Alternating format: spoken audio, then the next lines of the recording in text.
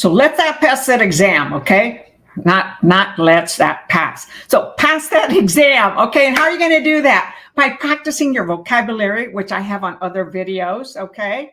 On the playlist on YouTube, and also lots of questions and answers. And if you, for some reason, do not pass, don't beat yourself up, okay? It happens to many of us. You know, multiple choice questions are challenging, and they seem to be there to trick you, and they use big words, you know, things like that. I don't like big words. I like easy words. So whenever you do not pass, hey, go back and reorganize your material. Go back and really review the sections that you were weak on that the exam results specify, because they'll itemize, categorize the sections that you got right, okay, and the sections that you missed. So, you know, review your exam results carefully, because they will let you know which sections you were weak on and where your strengths are. So I spoke with a couple of students, you know, yesterday, today, and they're having to retake, you know, the courses, okay, after failing for 3 times. And you don't fail. Just means that you need to study more and hopefully study the right things and the right way. So don't get discouraged. Don't beat yourself up. Just go back to the drawing board and focus on the areas that you are weak on. The exam will point that out. And again, I repeat over and over and over, and I hear it from the majority of the students that provide testimonials when they pass. Learn your vocabulary, okay? Vocabulary, vocabulary, vocabulary. I can't repeat it enough. And you'll also hear it from others, tutors, other YouTube channels, okay, like Prep Agent, which I highly recommend. And he's got some tutors that you can pay for. And he's got some other teachers, okay, that are there with him that have their own channel. And they all let us know vocabulary is crucial. You're learning a new language. So don't bypass vocabulary, because vocabulary is going to help you understand the question, okay? And when you end up having to repeat an exam, go back and practice a lot of questions. I've asked a lot of students that have not passed, how did you study? Did you all do all the questions until you got 100 score? Did you do the questions over and over and over until you kind of memorize them? You know, the vocabulary you can memorize, but there are a lot of words. And so the more you repeat the questions, it's like, you know, the more you exercise, the better you get at it. The same with questions and vocabulary. So, you know, sometimes, well, I did it once, I did it twice. Well, that's not good enough. Okay, that's why you're not passing. It requires focus, dedication, a lot of time commitment, and doing it every day, not every now and then. Okay, it's like going to school, right? You're graded when you're going to school. Here, you're not graded. You just get a pass or fail. So get with it. All right, this is a little bit of a lecture, and study and learn or memorize that vocabulary. Practice questions. When I was studying for my exam in 3 different states, I practiced those questions over and over until I aced them all, 100%. Most books recommend in schools that you get an 80% and that'll be sufficient. Well, for many students, it is not sufficient. Even though you're going to get a 70 in the exam, that's a passing score. Well, if you get a 70 or an 80 in your home exams, quizzes, that's not good enough. The real exams are usually harder. So push yourself to get 100. I did it, and I passed my exam for Texas the first time. But I tell you what, I studied every day for 2 days while I was taking my courses. I also studied, okay, and did all the quizzes, all the exams several times until I aced it. If I did the quiz or the exam and I got an 80, I would retake it right away again until I got 100 score. I was like, God dang, man, I thought I knew this stuff. and I only got an 80. Well, I don't like that. So then I did it again. I got a 90. I did it again, a 95. Finally, I did it a fourth time, 100. Then I moved on to the next section or the next quiz or the next exam. That's what it's going to take for you to pass if you are being challenged by having to repeat the exams again. And vocabulary memorization, okay, or learning it, whichever works for you. Flashcards on Quizlet, on whatever you purchase. There are many different ways that you can learn. And the prep books, I recommend several prep books in the description below on YouTube. So if you don't have those books, order some of those books. Click on the link on there. I do get paid by Amazon as an affiliate, but it doesn't cost you anything but the cost of the book from buying from Amazon. So do what we recommend, all right, when you really want to pass this exam. Okay, so enough lecture. So anyway, it's just that I've talked to several students, all right, and within the last 2 or 3 days, and it's really challenging when they don't pass, okay? And then I asked the ones that did pass, how did you do it? Learned and memorized my vocabulary and practiced lots of questions and studied every day, listened to a lot of videos as I was driving, yours, Prep Agent, Stu's, The Wizard, any different one that works, okay? All right, so we're continuing with this book by the Mettling family, father and son. They published these in 25 states so far, and they update them as laws are updated. Okay, and I do have their approval to use their books. All right, so we're continuing with test number 6. Okay, on the national, which is economic and appraisal. And we're doing national questions that apply to all 50 states and then Texas state at the end. So we're continuing with economics and appraisal. Okay, so that is the supply and demand. Okay. And please participate during the class. Type your answers. Anybody watching the replay, this class is designed to allow students that are present during the live to participate, answer the questions, and allow me to help if for some reason the question was answered incorrectly.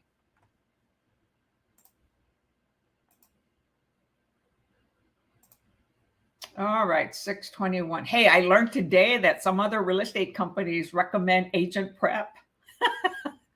Which is awesome. It's exciting. Even though I am looking for realtors to join me at EXP, because I am a realtor at EXP. All right, see that? EXP. So I can be your sponsor at EXP. I'm not a broker. However, at EXP, we have the broker sponsor and then we have a realtor sponsor. Okay, anybody that's watching this on Facebook, remember to go to Facebook, StreamYard.com. /Facebook, okay, and give StreamYard permission to post Facebook's name on here. Otherwise, we're going to see Facebook user instead of seeing like YouTube AgentPrep. So those of you that are here, go ahead and say hello. So howdy doody, I'm in Texas. All right, so number 21. Hey, let me make that a little bit larger. So Bill Parsons paid $150,000 for a house to operate as a rental property. Hi, Lisbeth, figuring that he could rent it out at a rate of $900 a month. In paying a price based on the property's ability to generate a desired future income, passive income, all right, Parsons was motivated by the economic principle known as A, substitution, B, anticipation, C, supply and demand, or D, utility. So he's hoping to make money, right, of $900 a month. Sometimes there's a vacancy. Hi, Elida. So what would it be? Substitution, anticipation, supply and demand, or utility? All right, so far I have B. Thank you for the love, Elida.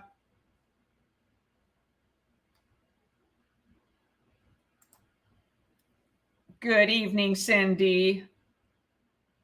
I love seeing all my awesome favorites. Well, not just favorites, okay. I meant to say my usuals, okay, until you pass. Okay.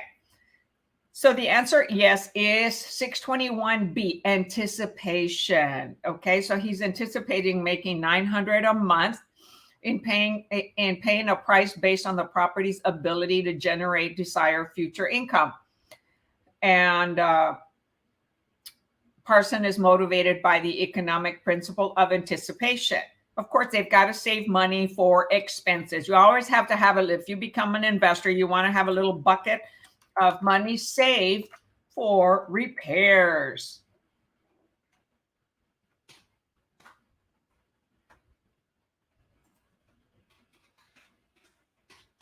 All right. What a difference when I'm feeling good, man. I get more motivated, excited. Okay. Now, number 22. So everybody got that one right? Yes. 621B.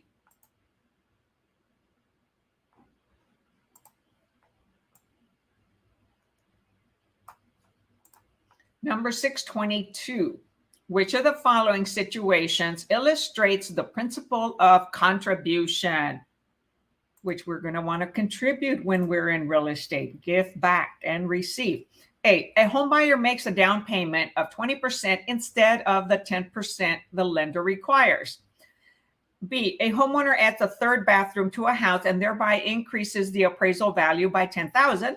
C, the appraised value of a house goes up by $20,000 over a 2-year period because of the price recently paid for other houses in the neighborhood. Or D, because of the decline in mortgage interest rates, a homeowner in a certain market is able to list her house at a higher price. So which one illustrates a principle of contribution?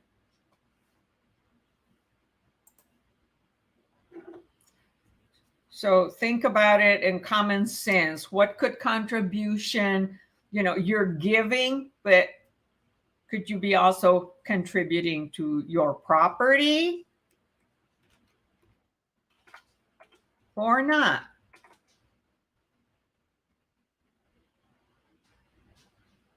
Type your answer in the chat. Please, okay? So come on, answer, answer, answer.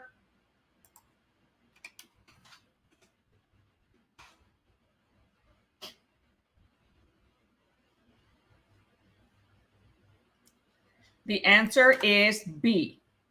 Okay, a homeowner adds a third bathroom to a house and thereby increases the appraised value by $10,000. So the principle of contribution, okay, they contributed to their house, okay, by adding a third bedroom. So it focuses on the degree of which a particular improvement affects market value of the overall property. In essence, the contribution of the improvement, okay, is equal to the change in market value that the addition of the improvement causes. For example, adding a bathroom to a house may contribute to an additional $15,000 to the appraised value. This contribution of the bathroom is $15,000. Okay, even though they may not have paid $15,000, but it increased the value. Now, sometimes the investment that we make to improve the property doesn't necessarily equal the improved market value. Usually it's less. So if you invest $10,000, it might increase the value of the property $8,000, or in a fast growing market with high demand for homes, it could increase it $15,000.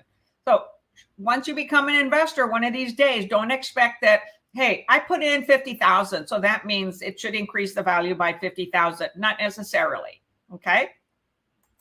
So the answer is 622B. Misconception of that by a lot of sellers. Okay, so, oh man, well, I improved my house. Well, have you been living there for a whole bunch of years? Have you been having wear and tear and degradation, and the home is older? And so in order to maintain a current value, you need to provide maintenance, right? Replace things that broke and replace the roof or things like that. That doesn't necessarily mean, oh, you invested $50,000, I put a new roof, that means my house should be worth more. No, the roof deteriorated. In order to maintain the value, we've got to add a new roof. Okay, that doesn't mean the property will go up. Okay, when you're adding something that didn't exist. Okay, you've got Formica countertops and you go and add granite countertops or whatever is the leading type of countertop. Yes, that may increase the value. I said may. Okay, I didn't say will. Okay, so that was 622B. Contribution is adding to the home, something that's missing, increasing the appraised value. Number 23, it doesn't have to be something that's missing, but you're improving it, which will be in more demand by current buyers. All right, number 23. When a property owner combines two adjacent properties, okay, two properties next to it to create one property. So you have two together and you make one, okay, with a higher value than the sum of the values of the two separate properties. Okay, so they combined them to create a higher value because let's say a commercial investor or a franchise business wants a larger area. So if they have to buy two small lots, those two lots have a price of a single lot. Well, when you have larger acreage and you have it in a busy traffic area with high demand, then it'll increase the value. So the applicable principle of value is called what? A, assemblage, A, accretion, B, C, progression, or D, subdivision.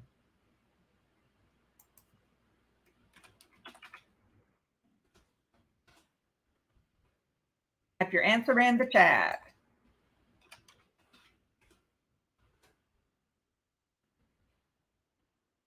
All right, Ms. Lisbeth on the ball, answering quick.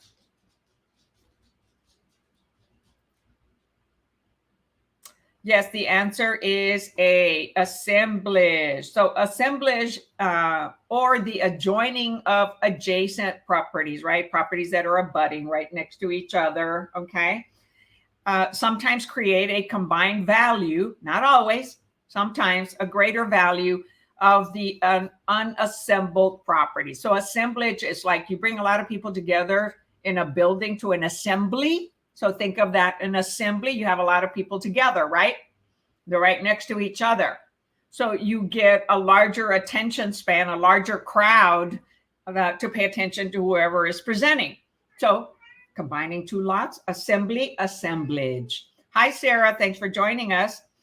So the excess value created by assemblage is called plottage value. So combining them is called assemblage. The value is called plottage value.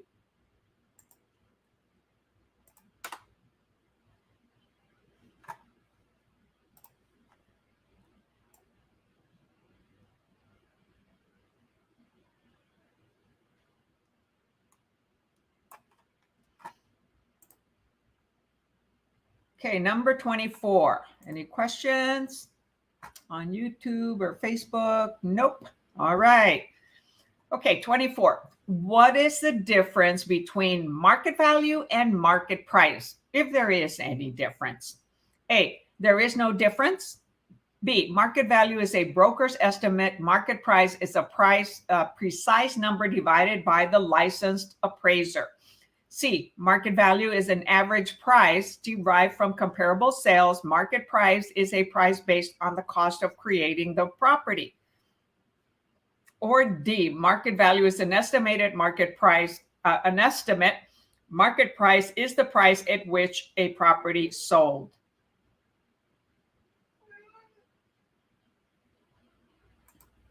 So market value versus market price. Hi, Gina. Thanks for joining us. All right, so far I've got a D and D by Gina and Cindy. So far, so good. Anybody else? I'm not saying it's the right answer. I'm just saying so far so good. Several of you are participating.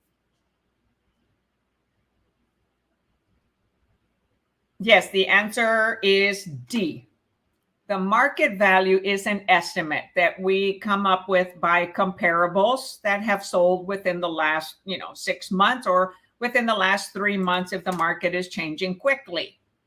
The market price is at which a property is sold. When a seller and a buyer come to an agreement on a price, that is the current market price of that property.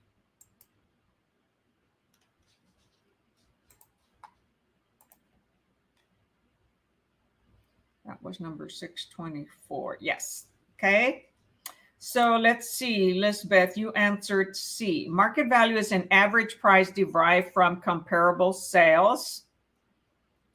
Which it is, okay. Market value is from comparables. It's an estimate of the market price, and market price is a price based on the cost of creating the property. No, that would be the cost of material, and that can be less. That's why individuals like to build. That's why builders like to build, right? Because they can buy a surplus of material to buy multiple properties. So their cost is lower, and yet they can sell the house for more. Okay. So the market price is not what it'll cost to build the property. Okay. Many individuals like to build homes, one, because they like a brand new home, and because they believe it will be less expensive, which it usually is. Okay, you got it. All right, number 25.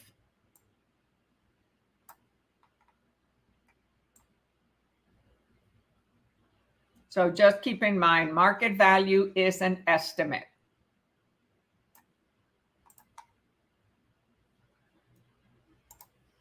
Which appraisers or realtors, brokers can come up with. The other is what the price is, right, at which the property sold. That is the actual current value of the property. Okay, number 24.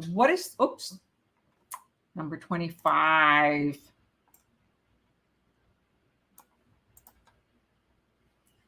Dang. Okay, let's see if that works. All right, I'm going to have to go smaller. Let's see, what if I change the font? No, it'll be too light. Okay, there's number 25. The first step in the appraisal process, okay, appraisals, right? And appraisers, who are they licensed by? Type in the chat, who are appraisers licensed by? Are they licensed by the real estate commission in your state, or are they licensed by another organization? Type that in the chat. I want to see how well you know who licenses appraisers or who does not license appraisers.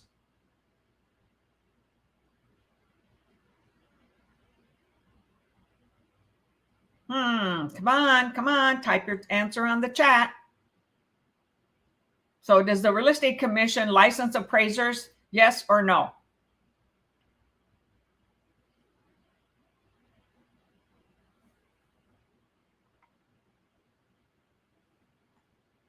Yes or no? Gosh, nobody wants to answer my question. No, the real estate commission does not license appraisers. Okay, that's correct, Cindy, not by track. Okay, no. Hi, Carlos. All right, the answer is no. They are licensed by the appraisal board, not by the real estate board. So the real estate commission licenses realtors, which are sales agents, salespersons, brokers, inspectors, individuals that do easements, property managers. Okay. All right. So so most of you got it right. So number 25. So the first step in the appraisal process, regardless of the appraisal method, is to what? A, identify the highest and best use of the property to be appraised. B, collect and analyze property data. C, estimate the value of the land as it were vacant. D, define the appraisal problem and the purpose of the appraisal.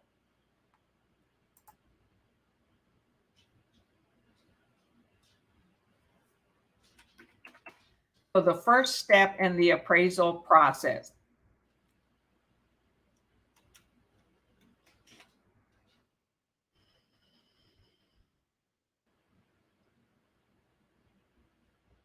So hi, Ruth. So yes, all of you were right, not by trek. So rethink about it, Lisbeth. Okay, appraisers are not licensed by trek. No, no, no. All right, the answer of 25 is D. Define the appraisal problem and the purpose of the appraisal. So the appraiser is going to compare the local area, the condition, the location, the price, whether it was cash, owner financed, or a loan. Okay, how does it compare with the properties within a half-mile radius if there are enough properties? So he's going to find out, define any problem that there may exist, and the purpose of the appraisal. Is it for a purchase, sale, or is it for a refinance to take money out of the property, okay, or to get a better loan? So yes, you all were right, 625D. So let's see what it says here. The first step in the process is to define the appraisal problem and the purpose of the appraisal. This involves identifying the subject property by legal description. Okay, the legal description is how every single property is identified, not by the address. Specifying the interest to be appraised. Okay, is it a refinance or is it for purchase or sale? Specifying the purpose, specifying the interest to be appraised, specifying the purpose of the appraisal, specifying the date for which the appraisal is valid, and identifying the type of value to be estimated.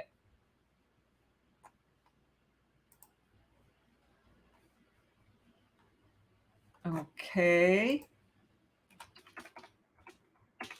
So very good. All of you answered D on that. All right, number 26.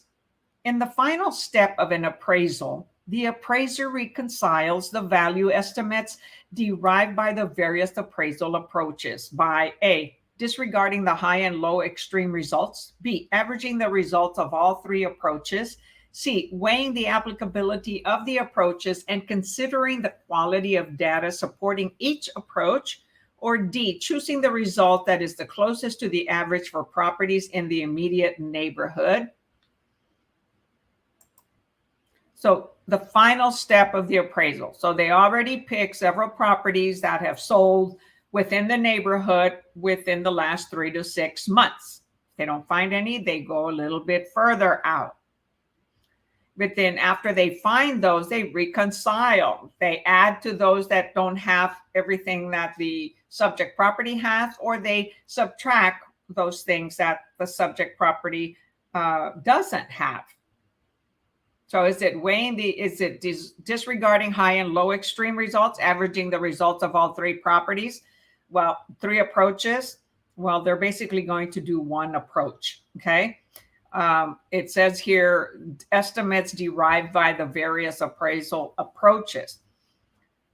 Yes, the answer is C, weighing the applicability of the approaches and considering the quality of data supporting each approach. So it could be a income approach, right? Cost approach. Let's say you're building one, there isn't one that you can compare with, so you end up estimating the cost of material for building a similar property in today's market, not including the land, okay? And then you add the land to it, or the comparable approach. So they're weighing which one will be the best to use for the particular application on that subject property. Is it a commercial investment property? Is it a residential property? Or is it a new construction? So 626. So 626C, right? All right. Yes, very good. God, you all are smarter than me. Okay. Number 27.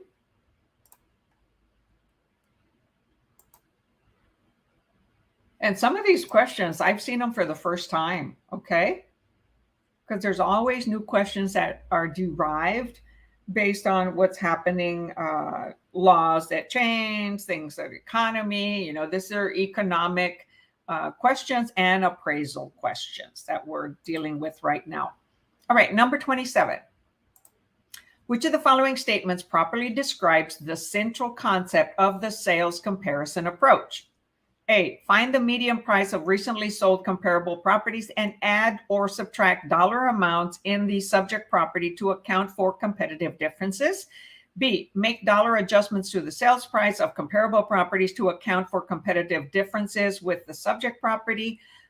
C, find at least 3 comparable properties that are currently for sale and make dollar adjustments to the listing prices to account for competitive differences with the subject. Okay, be very careful and read what the key words are. Here, median price, dollar adjustments, 3 properties that are, let's see what it says, adjustments to the listing prices. And D, apply an appreciation factor to the price at which the subject property most recently sold and make dollar adjustments to account for competitive differences with comparable properties currently sold.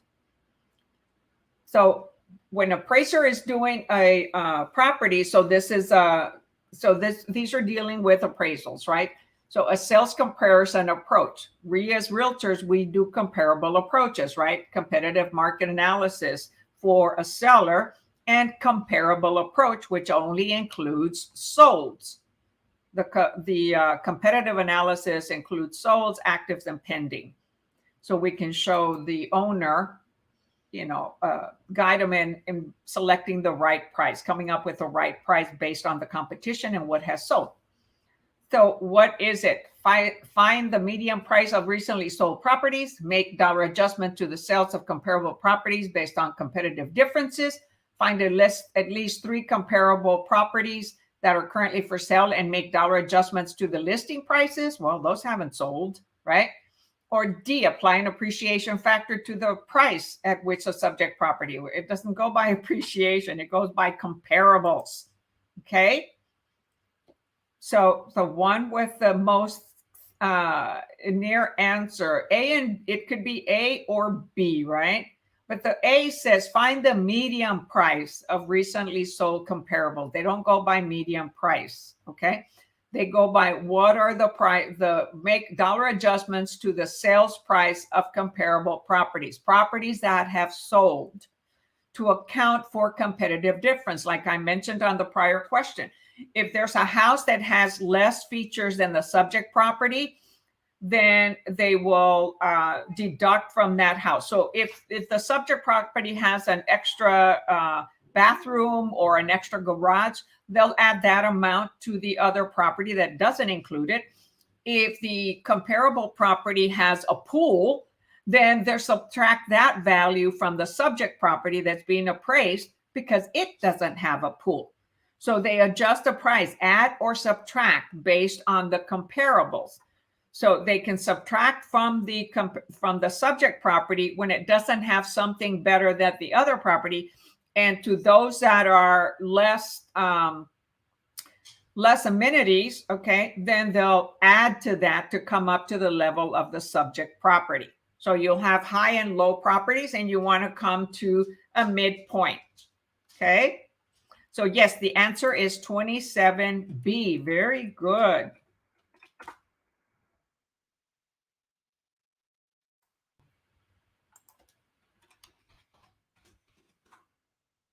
Awesome. All right, number 28. Wow, the sun is coming into my face. That doesn't happen very often, at least not during class. But I have a window in the kitchen. So, all right, number 28. Any questions? Nope. All right, so let's see. We had an A answer. A, find the median price. No, It's not median price. We go by the sold price.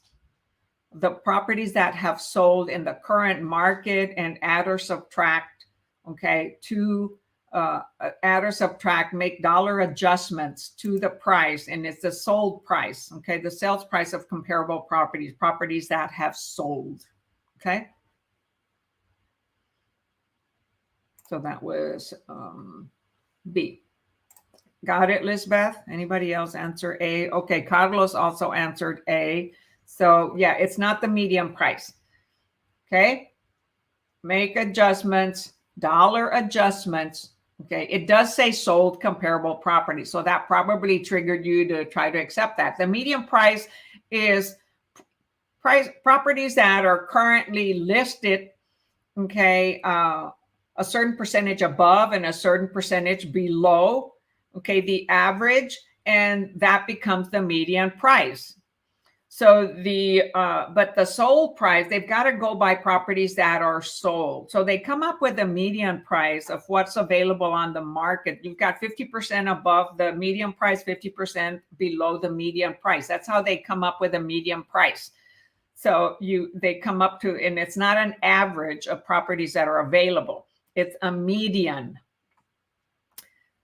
Hi, Mackenzie. See what Mackenzie is saying. Just sneaking in to let you know I passed. All right, congratulations. Both national exams today. Thanks again for your review videos. In addition to my study book, they help tremendously. Enjoy your week. Hey, Mackenzie, let us know, how many times you took the exam. And let's see, you say you used your study book. So what kind of study book was that? Okay, share that. And are you in Texas or are you in another state? So give us a little bit of information about your exam, how you prepared, and you used videos, and probably not just only mine, because there are many good teachers out there, or many YouTube channels. So I'm sure my students would love to hear that. And there's Cindy saying congratulations. So I'm so happy for you, excited for you that you passed. You see, you all, students do pass. Okay. All right. So hopefully Mackenzie will write some information about how her approach to preparing and passing. So number 28. Okay. So let's see. She says, took it today and passed first time, took classes through Champions. Okay, so that's where you took your classes, and you're in Texas. So I'm assuming you used their prep book, and then you also maybe attended their prep class, which I think they do on weekends if you go in person. It's excellent. And then you said you also studied videos. Awesome, awesome, awesome. So tell us this. Did you study every day? Did you memorize or learn and focus on your vocabulary? I'll ask the question here, 28. One of the strengths of the sales comparison approach is that it, A, takes into account the subject property's investment value, B, reveals the profit margin of the builder or developer of the subject property, C, discovers the underlying value of the subject property apart from the influence of competing properties, or D, takes into account, sorry, one of my cats wants my attention, or D, takes into account the competitive value of specific amenities of the subject property. So one of the strengths of the sales comparison approach, that means comparing the sold property of neighborhood properties within a half-a-mile radius. So it takes into account the subject property investment value, reveals profit margin of the builder developer of the subject property, C, discovers the underlying value of the subject property apart from the influence of competing properties, or D, takes into account the competitive value, of specific amenities of the subject property.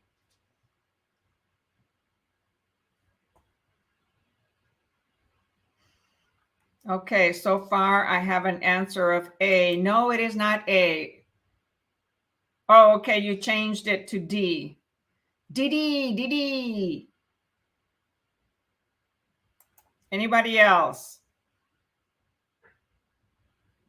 And then we'll go back to Mackenzie's comment.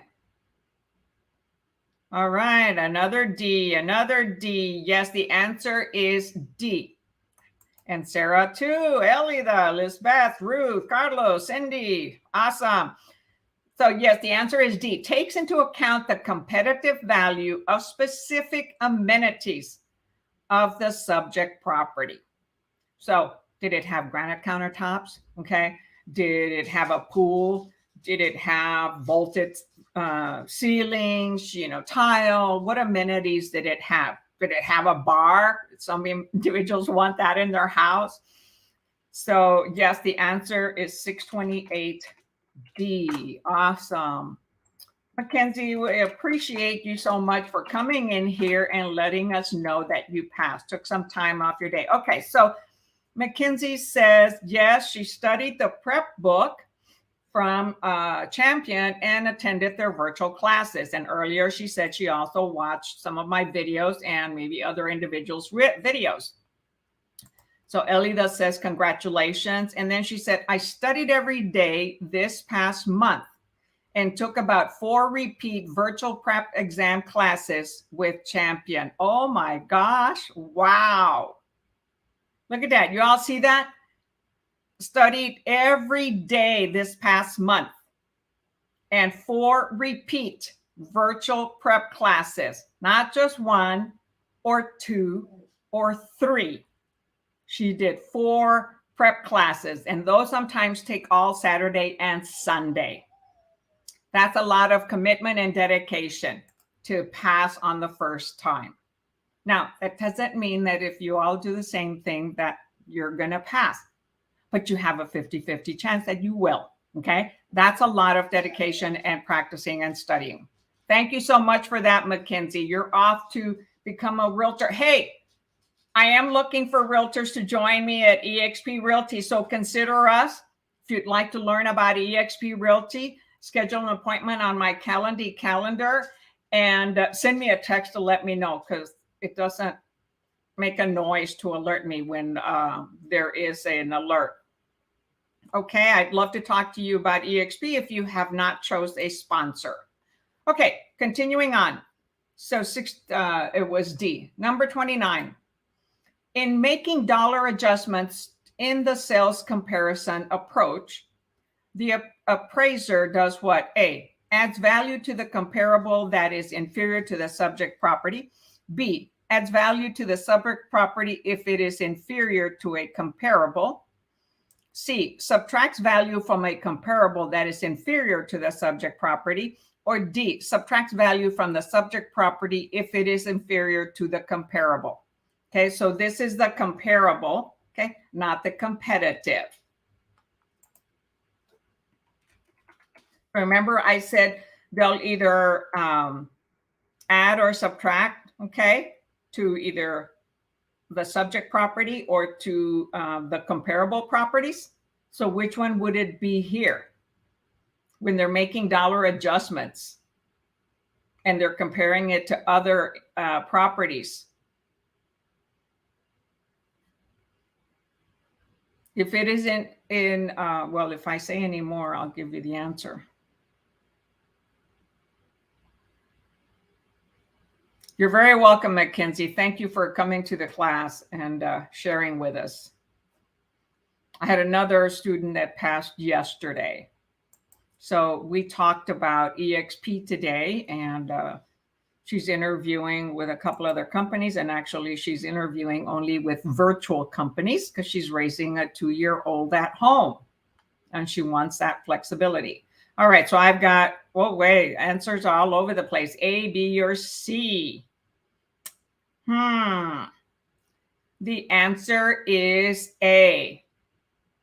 Okay, so in making dollar adjustments in the sales comparison approach, the appraiser A adds value to a comparable that is inferior to the subject property. So meaning, let's say the subject property, I'll go over them. let's say the subject property has a pool, but the comparable does not. So the appraiser is going to add what a estimated value to install a similar pool would cost. We'll add that to the comparable that is inferior, because we're trying to come to a median, okay, an average price to come up with the actual price of that property. So it'll add, making $1 adjustments in the sales comparison approach. The appraiser adds value to the comparable. It's another property that has less amenities than the subject property. And the subject property is the property that is being appraised. All right, so 629 is A. So let me see what the answer says. So it says, if a comparable is inferior to the subject property in some characteristics, an amount is added to the price of the comparable. If the comparable is better than the subject in some characteristics, an amount is deducted from the sales price of the comparable. So the adjustments are made to the comparable. They either add to it or subtract to it till they come to a price of the actual subject property. Okay, and that way, let's say they subtract from it and the price is lower than what the sales price is on the subject property, then that's where it'll appraise lower. If all the properties have a lower price after they either add it to them or subtract it to them, then the property of the subject property will be lower. And if the subject property is inferior to the other ones, then they'll add to the inferior ones, okay? They'll add value to that and see if it'll come up to the price of the property being appraised. If it does, then awesome, it'll appraise. If it goes above the value of the subject property, so the appraiser is going to notate that, but he's going to say to the lender, it appraised. And for us representing, let's say, the seller, we only know that it appraised or it didn't appraise. So what it's, hey Lee, quit. So what C says, subtract value from a comparable that is inferior to the subject property. So if it's inferior, they're going to add value to it. They're going to add the value of a pool, okay, because it doesn't have a pool. Okay, that's what that means there. So D says subtracts value from the subject property. No, they either subtract or add value to the comparable, not the subject property. They don't want to change the value of the subject property until they add or subtract value, dollar adjustments, to the comparables to see if it'll come up close, below, or above the property being appraised. Okay, so the property being appraised is left alone. And by the comparables, okay, adding or subtracting, then they come up to whether it does appraise to the value that is being offered on the contract. So Lisbeth says she was confused with C or D. Yeah, so D doesn't apply because they're saying they're subtract money from the subject property. B does not apply because it says add value to the subject property. So values are added or subtracted to the comparable. So it's either A or C. Subtracts value from a comparable that is inferior? No, that would decrease the price even more. So if the actual property has an extra bathroom, an extra garage, let's say a clay roof, or has tile, and the comparables have, laminate flooring or have regular composite, then they're going to add what it would cost to add a tile roof or add another bathroom. They'll add that to the comparable, okay, because it was inferior. But if the comparable has more amenities, than the subject property. If the comparable had a pool and the subject property does not, then they will subtract from the comparable the cost of the pool, because the one that's being appraised doesn't have a pool. Okay? So you all see my cat in the background? Look at here.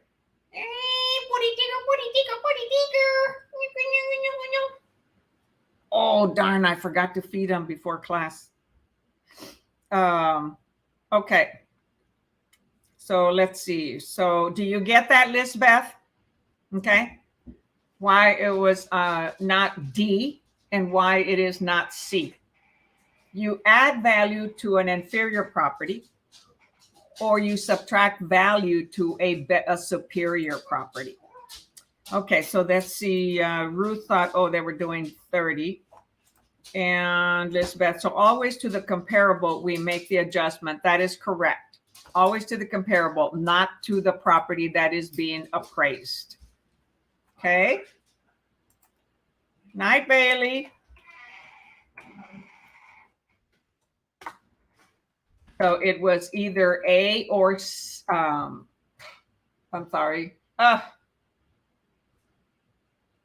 What did I say before? Adds value, A or C. Adds value or subtracts value to the comparable. Okay. Got it. All right. Number 30.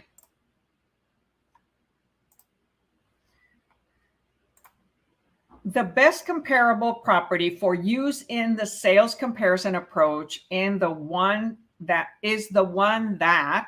so the best comparable property for use in a sales comparison approach is one that A, requires the most and largest adjustments, B, requires the fewest and smallest adjustments, C, sold most recently at the highest price, or D, is located closest to the subject property.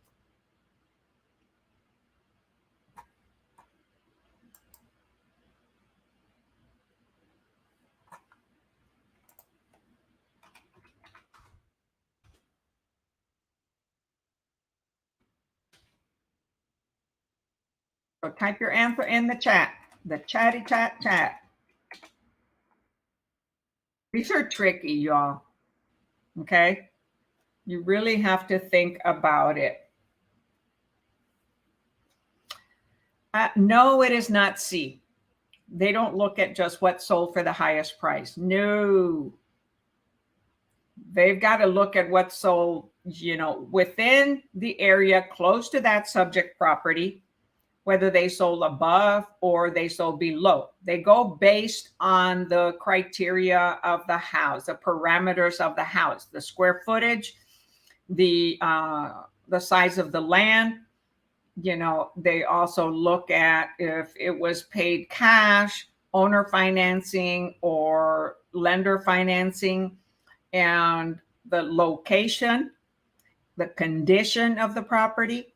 They look at a lot of factors, but not just if it's sold for the highest price. No, because then a property would always appraise higher. It could appraise higher, okay?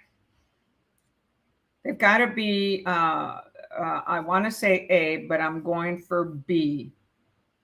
Well, you made the right choice, Cindy. Okay, let's see. I've got a D, C, C, D, and then B.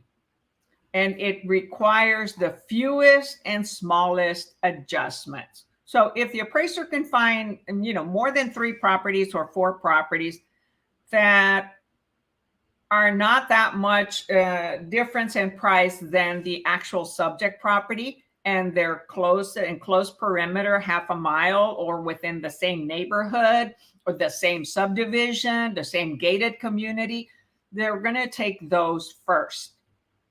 If they can't find anything nearest or with the least adjustments that they have to make, the more adjustments they have to make, the more work it is, and more potential of error. So finding the properties, the sales comparisons that are having the fewest adjustments, very similar to the current property or identical. Sometimes builders build the same model a lot of times, and they have the smallest adjustments.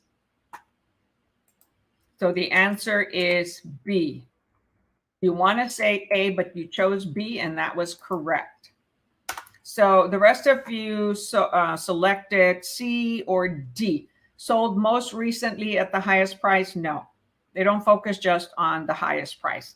Maybe some realtors will, so that they can price the property higher and get the listing, but that's not the accurate way to do it.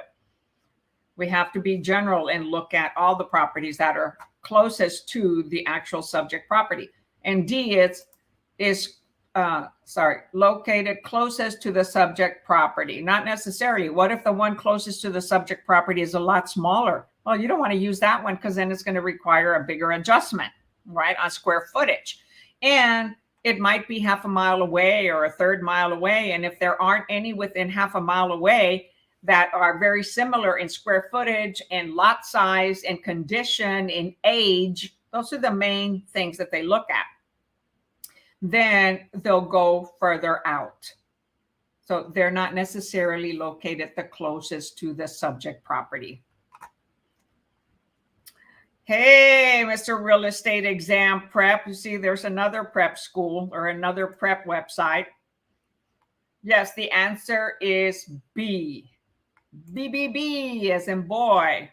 So you see, you all, there are a lot of good real estate YouTube channels, and I promote them too. Okay. My style may not fit you. Somebody else's style might fit you. Okay. I've had many students. Can you go faster? Can you not talk as much? Can you not explain so much? Just, do the question and the answer. Well, there are other YouTube channels that do that. Just go read the question and read the answer. That is not how I do it, because I see that a lot of students have a hard time understanding the question, just as I did, and understanding the answer. All right. Very good. Number 31. So we started on what question? We started on 21. Okay, so we've done 10 questions. All right, number 31. A house is being appraised during the sales comparison approach. The house has 3 bedrooms, 2 bathrooms, and a patio. The appraiser selects a comparable house that has 3 bedrooms, 3 bathrooms, and no patio. The comparable house just sold for $200,000. And a bath is valued at $7,000 and a patio at $2,000. Assuming all else is equal, what is the adjusted value of the comparable? Okay, so what did the prior question say? You add or subtract adjusted price to the comparable. Okay, so the subject property has 3 bedrooms, 2 baths. The comparable has 3 bedrooms, and the appraiser is selling, per his knowledge, the cost of adding a bathroom is $7,000. So what would he do? Now, the comparable does not have a patio, and it would take $2,000 to add one. So when you add or subtract to the comparable property that just sold for $200,000, what value are you coming up with?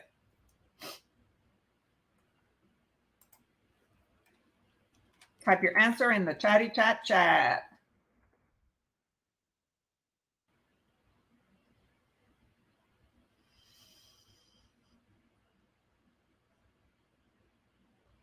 So we have 31. A. No, it is not A.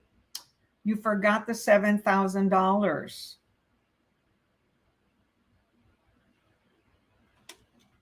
So you'll have to add $2,000 to the comparable, right? Because it doesn't have a patio, and the appraised property has a patio, so that makes it $2,002. Now, the comparable has 3 bathrooms. The appraised property has 2 bathrooms. The cost of a bathroom is $7,000. So now we have to subtract $7,000. So 7,000 minus 2,000 is 5,000 difference. So it comes to C, 195. So you added 2,000, that made it 202. Forgot to subtract the 7,000 because the comparable, the subject property has only 2 bathrooms. Okay, so 631C.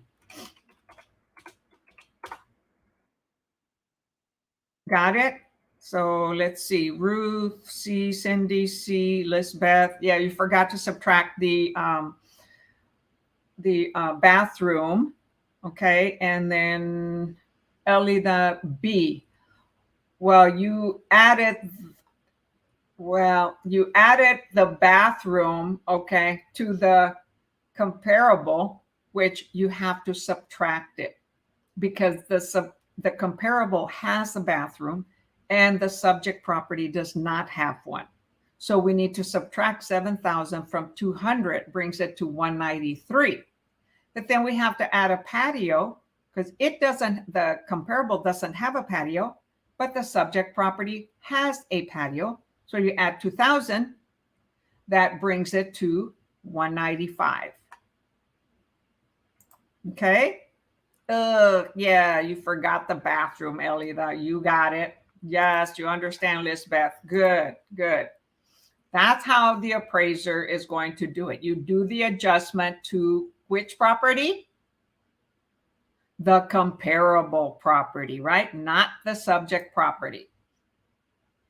The job is to come to a price that meets the subject property, the subject property being appraised, or do the comparables end up having values lower than the subject property? Then the property would not appraise.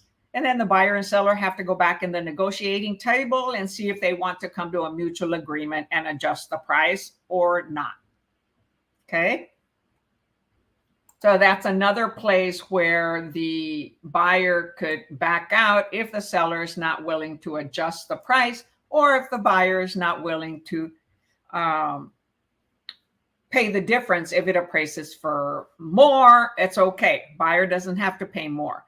However, if it appraises for less, will the buyer still buy it? Well, most buyers aren't going to buy something that appraises for less. Okay.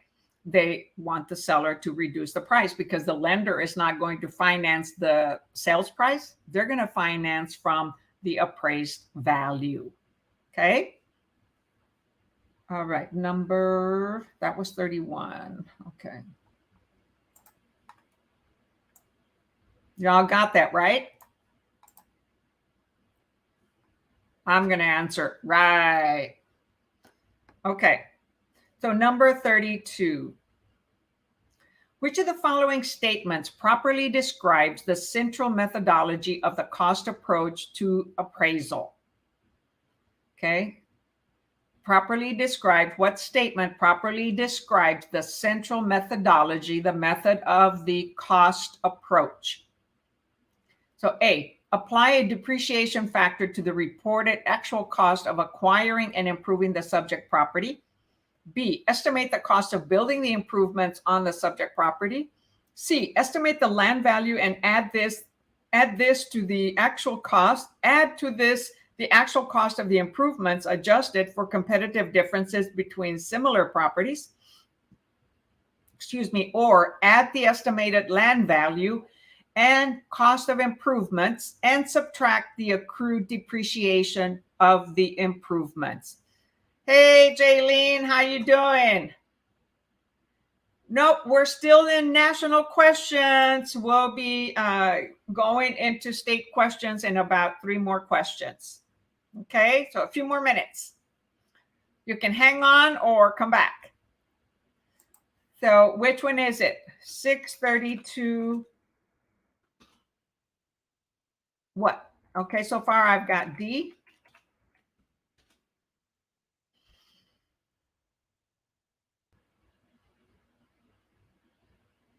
Wow, yeah, we need to shift to state. It's already 7:05.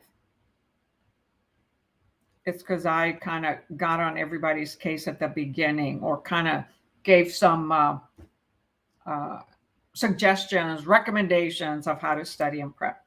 The answer is D.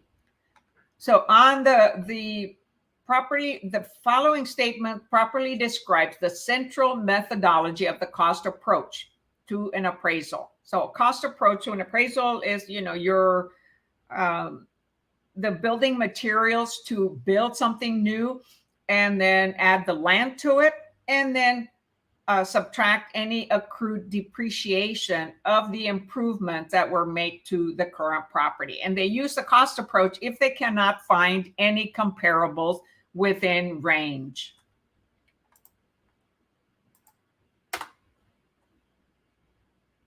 Okay, very good. You all did well.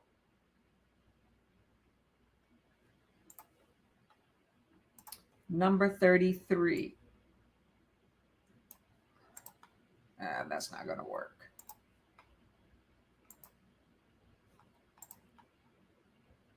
Oh.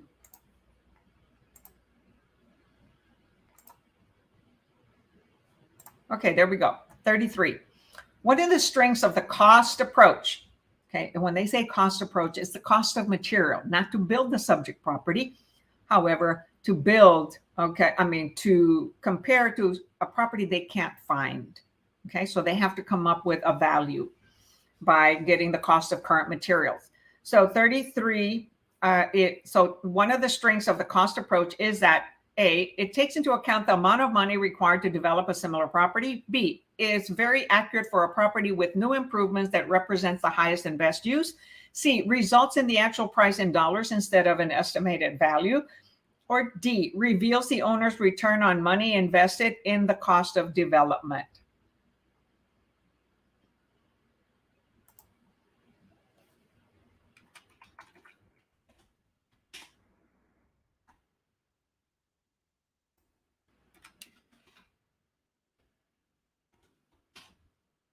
Type your answer in the chat.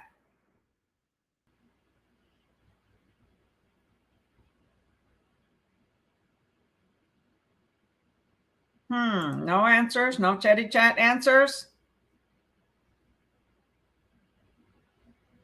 Come on, type your answer in the chat. I'm glad I'm in my shoes, not in yours, okay? No, it is not C. Yes, the answer is B. Is very accurate for a property, okay? Is very accurate for a property with new improvements that represents the highest and best use. So that is the cost approach. And it can be used also for comparing properties that have had, new improvements. And when there's a new construction being done, right, the lender doesn't know what the actual cost of that house is going to be until the appraiser goes and finds similar properties. And sometimes they have to go to other cities because an individual going back home will build something that's greater than the value of the nearby properties. So there's nothing to compare it with. So the appraiser will go out of the area to find a similar property to come up with a value, okay? In that, they already have the cost of building one because it's a new construction. But on something that's already built and they're going to do improvements, so one of the strengths of the cost approach is it is very accurate for a property with new improvements that represent the highest and best use. So 633B.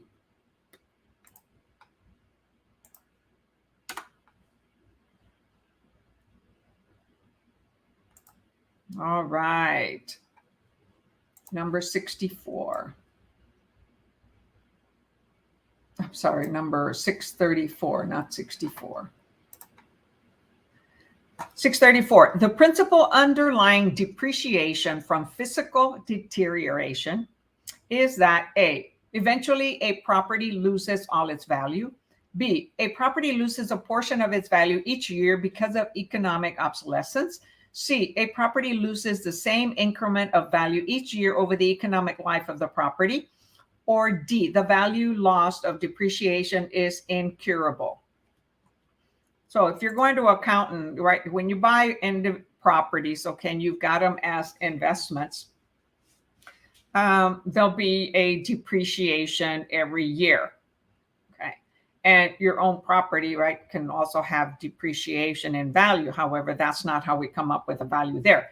So principal underlying depreciation from physical deterioration is that, so as the property ages and there are no improvements done, okay, it'll depreciate due to physical deterioration, although that can be taken care of, right? That can be cured, but that's not what they're asking. So what is the principal underlying depreciation from physical deterioration? Oh, hi, Ellie. I like your comment, Ellie. Yay. Thank you for correcting and explaining. Much appreciated. You're very welcome. Much appreciated, all of you attending. Okay. That supports also my channel. All right. So let's see. I've got so far D. Anybody else? It is not D, Lisbeth, nor Carlos, no Ruth. No, the loss due to depreciation, okay, is not incurable. You can cure the loss of depreciation due to physical deterioration. The correct answer is a property loses the same increment of value each year over the economic life of the property. So when you go to a tax accountant and you're depreciating your investment property, the economic life of a property is 27.5 years. It might have gone up. I think I saw something on the internet that said the economic life might have increased, but don't take my word on that. So as far as I know, on my investment properties, my accountant would depreciate 1/127th, okay, of the property every year. So the economic life of that property is 27.5 years, 27.5, 1/127.5 every year for 27.5 years. After it's depreciated 27.5 years, then you can no longer depreciate it. Now, if you repair a lot of those deteriorations and you make improvements to the property, then you can depreciate those improvements, but not the whole property. So the answer here is 634C. So D says value lost to depreciation is incurable. The value was lost because of physical deterioration. However, the law of economic life is that an accountant will depreciate the property for 27.5 years. So that is a tax shelter. That's why investors buy real estate, because that's a tax shelter to reduce your income taxes every year. In addition to writing off the interest, okay, on the loan, and writing off the property taxes, and writing off overhead expenses like maintenance and property management. You don't write off the loan amount. You write off all the overhead expenses, including depreciation. Okay. And if the property physically deteriorates, that can be improved. Now, if it is economic obsolescence, that means no matter what you do to that property, it won't improve the value. Why? Because now there's an expressway next to you, or now there's a business next to you, right? Or now there's a water treatment plant that was built next to you, or there's an airport coming next to you. No matter what you do, you can't change the environmental surroundings. So that makes it economic obsolescence. So economic life is the key word of value. No, economic obsolescence is if the property deteriorates in value because of the surrounding properties or the surrounding disadvantages, like an airport, an expressway, a train, railroad track, if one was installed. Okay.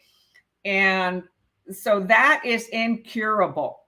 You can cure physical deterioration, okay, and functional obsolescence. So there's physical obsolescence, economic obsolescence, and functional obsolescence. Functional takes more because it's gone out of demand. It was a 2-bedroom, 1 bath. So now all the surrounding properties are 3 bedrooms, 2 bath. Therefore, that property has a lot lower value. It doesn't function for new families. So in order for it to be cured, you'd have to spend a lot more money than the physical deterioration of it and just doing, adding new carpets, adding new flooring, updating the roof, adding granite countertops, adding new toilets, painting the property, things like that. That'll improve the value of it. Okay, that is physical deterioration due to wear and tear, which happens to a lot of rentals, right? Even our own homes. Functional means it doesn't meet the demands of new buyers because it doesn't function as a family home if it's a 2-bedroom, 1 bath. Okay, the community, the homes around it have increased. So that is functional. The functionality of that home is no longer in demand, so its value goes down. In order to improve it, then you've got to add another bedroom, you've got to add another bathroom. That's a major expense. Okay, so it's physical obsolescence or physical deterioration. It's curable. Functional is curable, but costs a lot more. Economic obsolescence is not curable. You can't change what is now in the environment. Okay. All right. So the key word here, you said economic. Oh, I'm sorry. I read here. I read economic obsolescence. My mind went to economic obsolescence. Yes. The key word here was property losses, the increment, same increment of value for the economic life of that property. Those were the key words. The same increment value. So property loses the same amount of value every year over its economic life, which will be around 27 and a half years. It could have gone up, okay? And so once it's 27 and a half years have gone by, it no longer can be depreciated, is no longer a good tax shelter. Investors will sell them. And they want properties that keep depreciating so they can reduce their write-offs. And so that means going to an accountant. All right, you guys got it. All right. Last question of the night for national. 635. Love it when it's big. A property is being appraised. Oh, did I show? I didn't type. Ooh, I forgot to type 634. What was the answer? C. I'm typing it on Facebook and also on StreamYard because I use StreamYard, okay, to go live. That is the streaming software. Easy to use. All right, so it was 64C. All right. Oh, math problem. A property is being appraised by the cost approach. Okay, cost approach, one of the 3 different appraisal methods. The appraiser estimates that the land is worth $30,000, just the land, and the replacement cost of the improvements is $95,000. So total depreciation from all causes is $10,000. What is the indicated value of the property? So the appraiser is appraising a certain property, okay, where the land is worth $30,000. Remember, cost approach, land plus improvements, and then minus depreciation. So what would be? So you've got 30,000, 95,000, and 10,000. So what would it be? So you add the land to the improvements and you come up with what?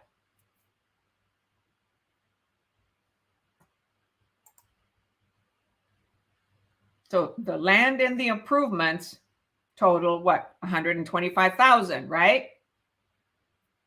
Right. And now we have a total cost of depreciation of 10,000. So what is the value of the property?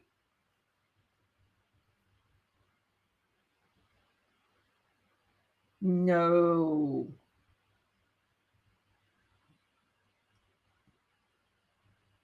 So 125 is the value of the land and the appreciation, and the improvement. Now we have to subtract the depreciation. So 125 minus 10,000, okay? gives us D, 115. So that is the value of the property, 115,000. Okay, did y'all get that?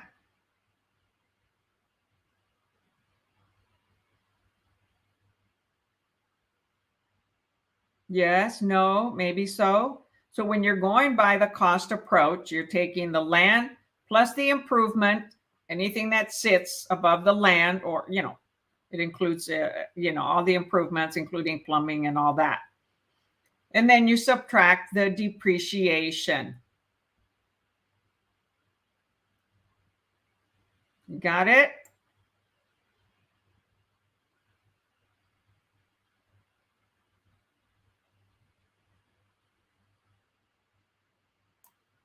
Yes, yes, yes.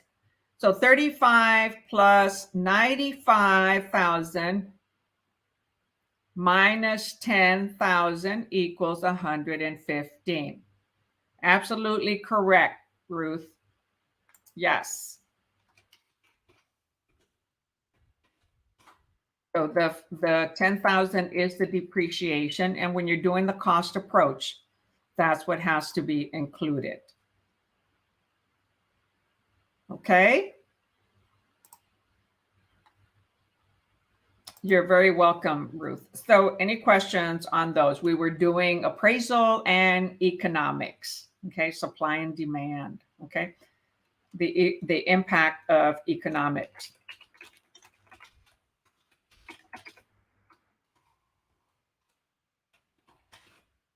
So we're going to go next into Texas state questions. And remember, we do less questions than we do, we do less state questions than we do national, because you have only 40 state questions and you have 85 national. And that's for real estate salespersons. For brokers, I believe they have 60 state questions and 85 national questions. So they get graded on more properties. More properties. Oh my gosh. Yeah, we're all thinking about properties. They get graded on more questions. Now, let me tell you, realtors going for their broker license, they've been practicing real estate, at least 4 years. They too get nervous and they don't always pass. So don't feel bad if you don't pass.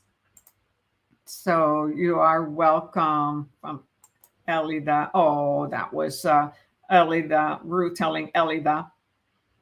Okay, so you're not the only one. Even realtors with experience still don't pass. All right, and it's like when I was in Oregon, I didn't pass the exam by 1 point. I had to retake it. Then I went to Michigan and I took the courses and I studied. I didn't have as much time. I was only there 4 months. Okay. And I decided to take the courses. Back then I took them in person. Well, I didn't pass by 1. And I'd already practiced real estate for several years. However, I was an engineer and I wouldn't do real estate full time. Okay. I was only doing it part time, and I would refer my properties, my listings to someone else. So I know what it's like not to pass, especially when it's just by 1. It seems to hurt even more. Okay. So I know from personal experience. All right. So state questions. Okay, any questions? So we can tell now Jaylene to come back. Okay, so we're going to start out with 16.1 on special topics. And this is an area that is difficult for a lot of students and the exam. You don't have as many questions. However, it does cause challenges. And I'm experiencing from talking to different students that the weakest area is brokerage and agency, okay? And agency relationships and contracts. And then another one, what is another one? So those are two main sections. So contracts, because you have a lot of questions on contracts. I think it's maybe 16 questions, and that's for state contract questions. And then agency and brokerage. That one also has a lot of questions. And the math, sometimes I say, hey, you don't have to worry about the math, because even if you don't know the math, you'll pass. Well, what if you're able to answer 2, 3, or 4 math questions out of 7 or 8? Just those will help you pass. So study the math, okay? Learn the T formula. All right. I'm not going to say any more, because the student I spoke with today said, I missed 6 out of 7 of the math. If I had at least gotten 3 more right, I would have passed. So there we go. All right. Study your math, because many individuals are weak in math. Okay. That was my favorite, but that doesn't mean it's the easy addition and subtraction type of questions. Okay. It's percentages, the T formula. All right. I missed the state by 1. Yes, one of the students I heard today. And Cindy, let us know on the results of your exam, what were your weakest areas? Okay, share with us, what were your weakest areas on the exam for the state portion? Because you have to get 21 correct out of 30. Well, you're actually taking 40 questions, all right? However, you only have to answer 30 correct. So I was talking earlier about brokerage, business, contracts, agency relationships are major weaknesses, and another one has to do with encumbrances, liens, and title transfer, types of ownership. Okay, those happen to be weak areas for a lot of individuals. All right, so she says, yep, there we go. Agency and brokerage, okay, which you have some of that on national and also on state. And then she says, and I want to say there was one more. So it could have been, like I was saying, standards of conduct is another one. Okay, for Texas, standards of conduct, okay, agency and brokerage. And of course, another area of weakness for others is contracts. But typically, standards of conduct and brokerage practice and agency and brokerage relationships. Okay. So I have a whole video on contracts, okay, on my channel. So go to that video. I did a whole video on contracts and explain it in detail. And it's the current contract that was released April 1st of 2021. So yes, me too. I failed the most on that one. Yes, the 2 students that I spoke to recently in the last 2-3 days, that was one of their main weaknesses. Okay, so let's do some special topics in Texas. All right. So number 16.1. So we left off doing the matching ones on Monday, right? So 16.1, Texas is a community property state, which is kind of like tenants by the entirety in other states. There are 9 community property states in the United States. Texas is one of them. Okay. So it's not automatically just 50-50. However, anything that you buy while you're married is joint, but there are exceptions. So effectively, this means that A, once married, all property in both estates is owned equally between husband and wife. B, upon legal marriage, all property becomes owned and tenancies in common. C, spouses with some exceptions share property acquired during the marriages, but not what each owned beforehand. Or D, all property acquired following marriage becomes jointly owned without exceptions.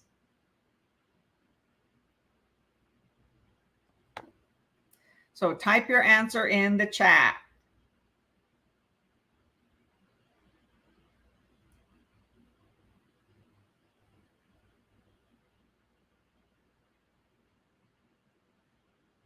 So let's see what we got so far. Okay, so far I have C, wee.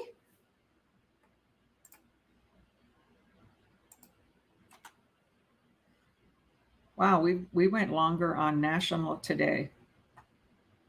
That's why I was doing some lecturing at the beginning. And I went a little bit more into explaining today. All right, so far I've got C, D, C.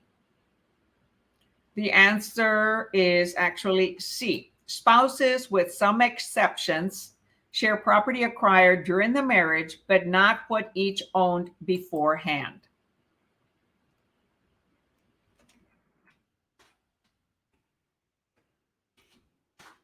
Now I'll explain why not D.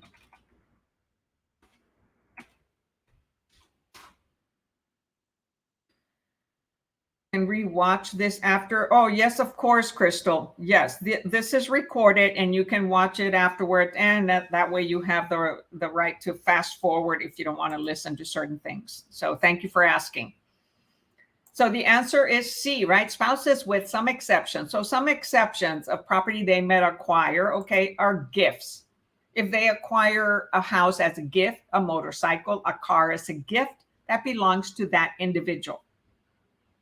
Okay, so that's one of the exceptions. Let's see what the answer says. Community property as an ownership concept calls for joint ownership, 50-50.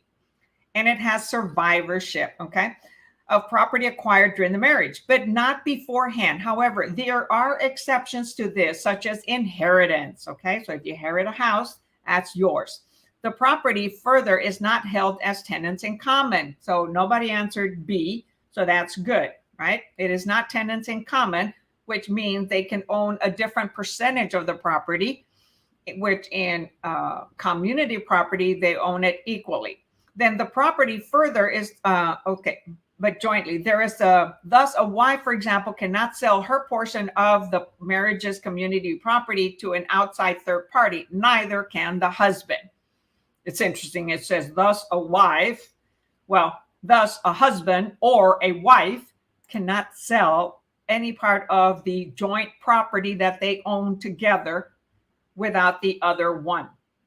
Okay. If you inherited it or you brought it beforehand, however, if those properties become rental properties and you're receiving income while you're married, that income is joint income. Okay, so that is community property income, even though it's coming from a property that's only owned by one of them. It's what are you earning right now? What are you gaining right now? No gifts, no inheritance, or no money that you got from your 401k or from an insurance policy due to an accident. Okay, that belongs to the particular individual that received it. Got it?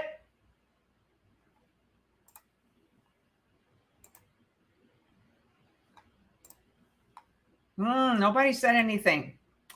But yes, very good, Lisbeth and Cindy. So you understood that, Gina, right? So D was all property acquired following marriage becomes jointly. No, there are exceptions. Inheritance, okay?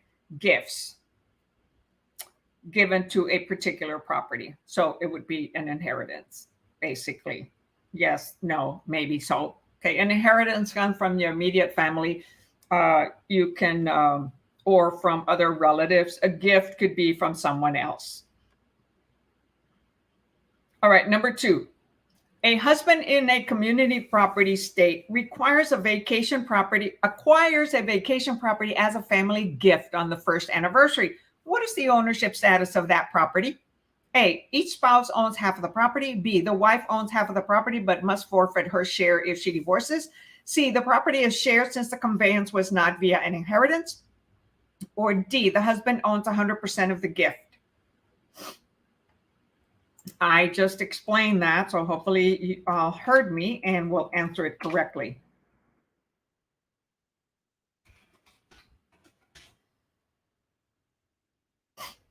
All right. Acknowledging me, Gina. Thank you. All right. So far, Gina says D. Anybody else? Come on. I just talked about it. What happens if it's a gift?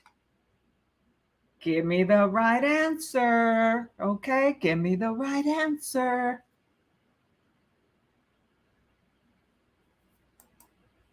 Okay. There aren't that many of you left tonight for state. So maybe most of the individuals were national. Yes. The answer is D. Okay. The husband owns 100% of the gift.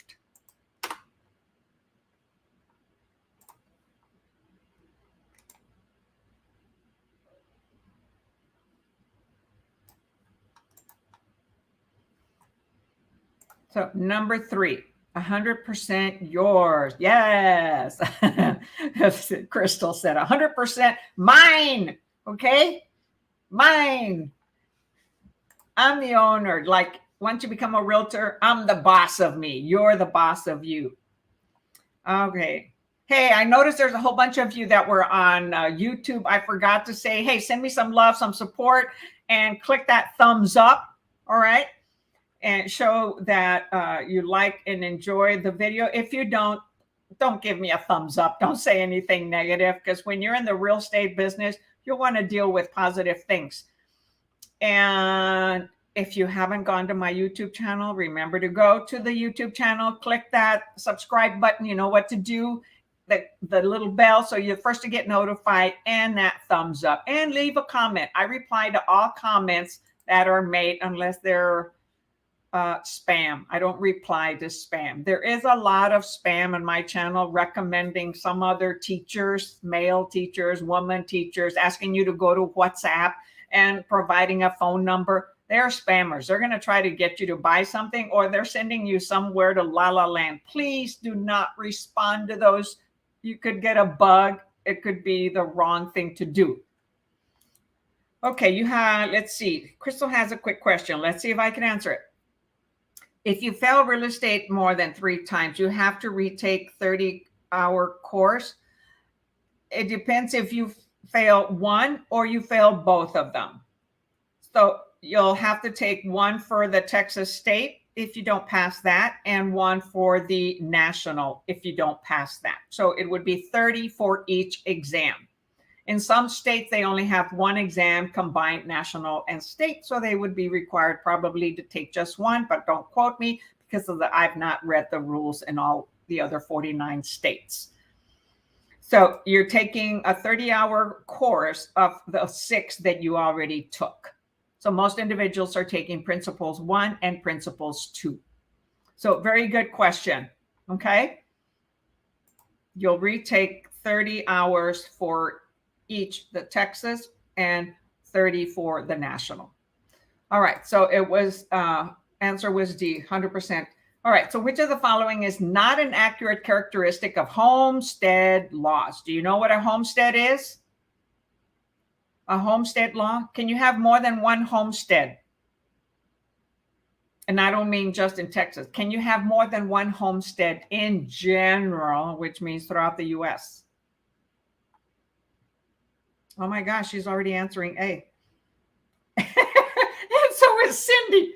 So A, homestead rights require a one-time filing with the county clerk. B, homestead interests are extinguished if property is sold. C, the family must occupy the residence to qualify for the homestead. Or D, homestead property can only be voluntarily conveyed by both spouses.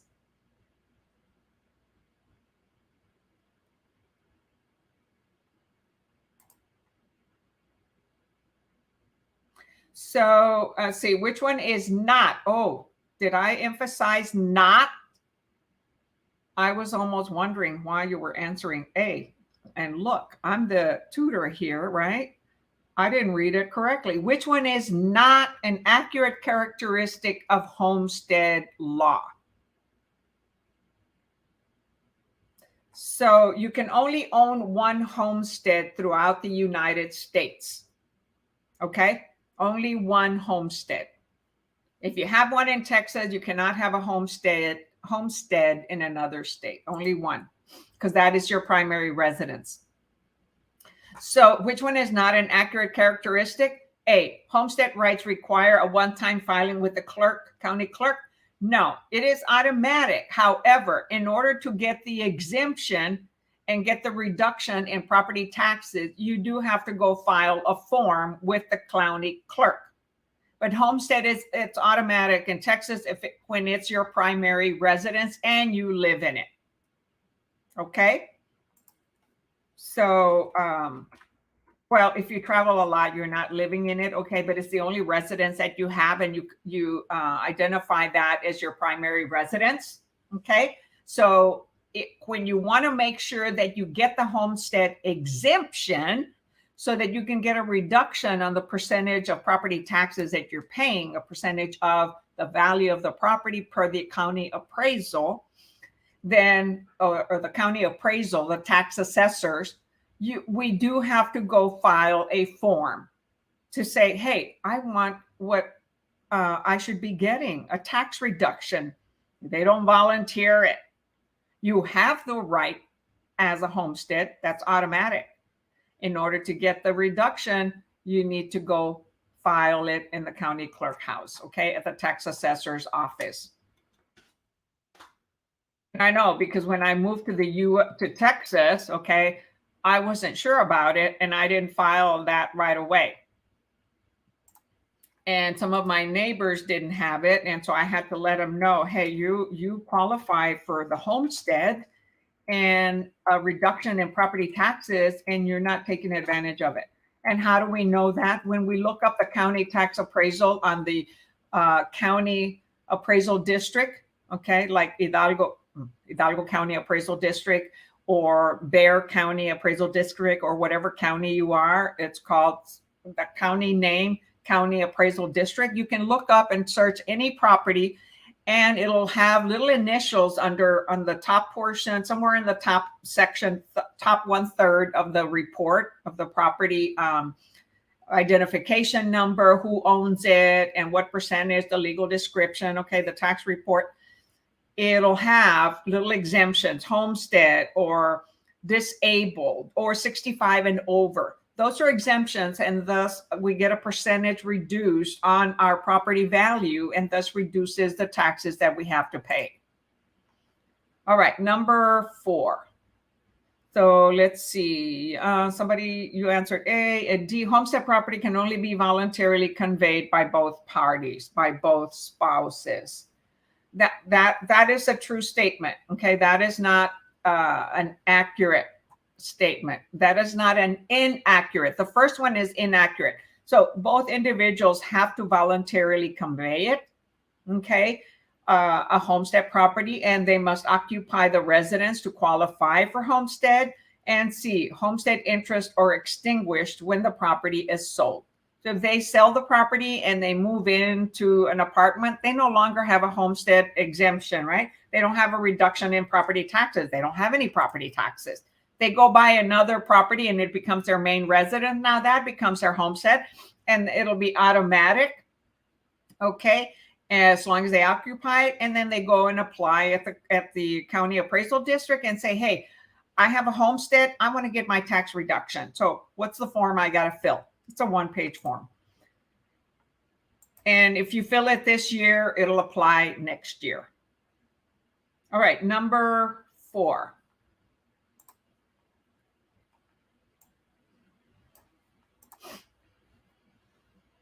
Which of the following best describes, I don't know if I showed the answer, a homestead tax exemption?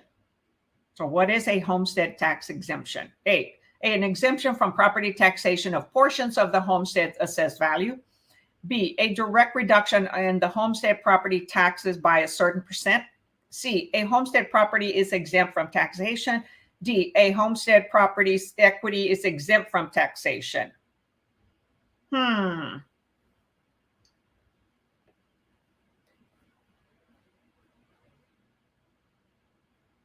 So I'll help you. It's not C. because that would mean it's exempt completely, okay, from paying any taxes.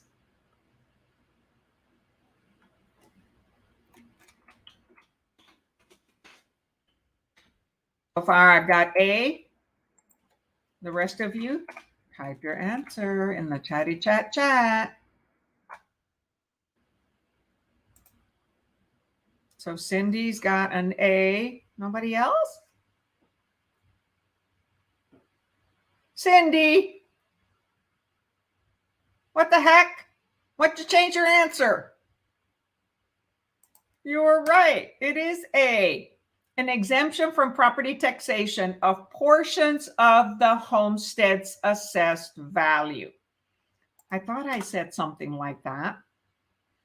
So the answer is A. B says a direct reduction in the homestead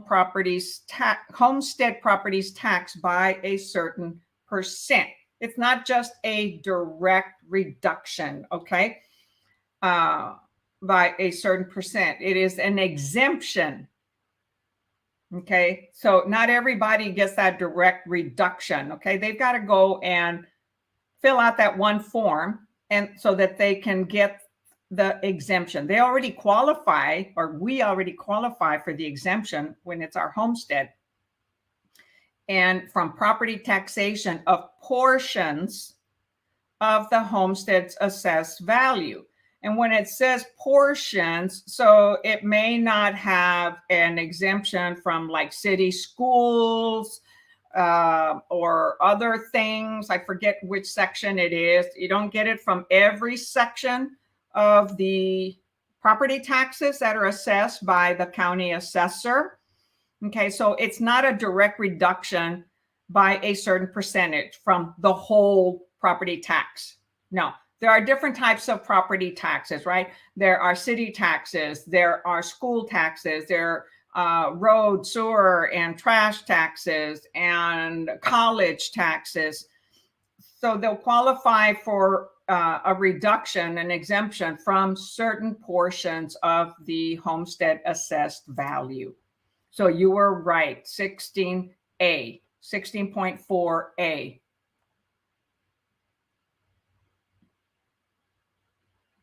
So remember, I mean, you've been doing really good sometimes when you change your answers, right? But in other cases, don't doubt yourself and stick with your answer. So it's like, it's kind of crazy. We say don't change your answers unless a future question or a prior question helped you answer it.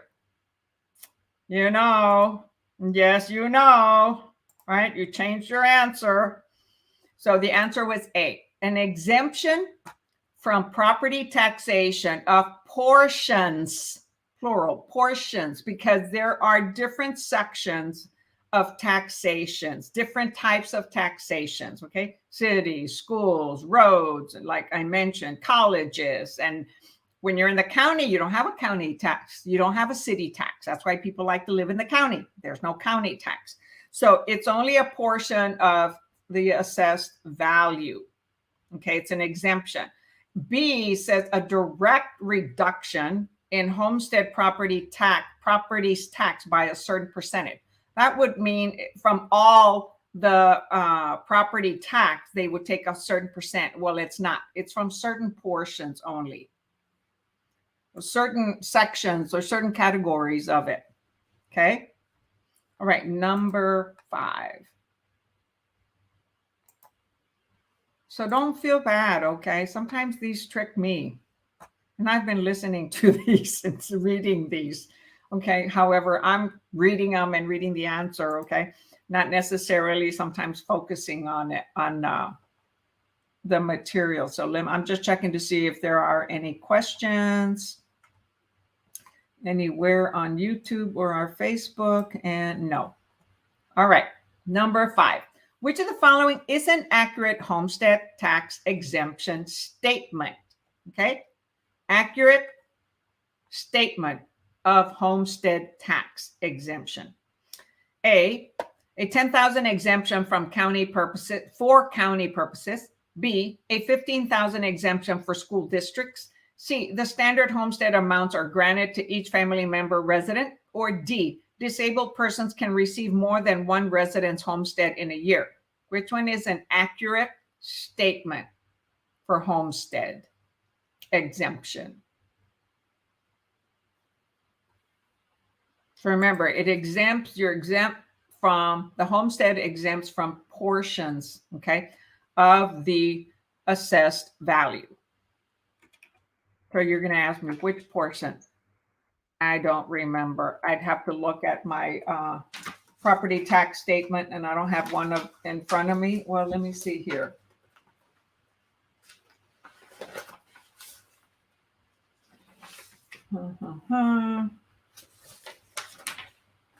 No, that's not it.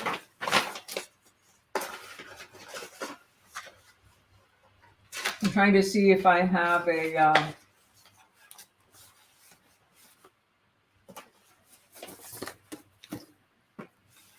you see, I have here what it says, property tax exemption form. So I had to fill out that form, okay, to get my exemption, right? And we go to the appraisal district. And let me see if I have a copy of that already shows. Oh, that one doesn't show my homestead exemption because I had it under an LLC. So let me see if I can find a county appraisal district form.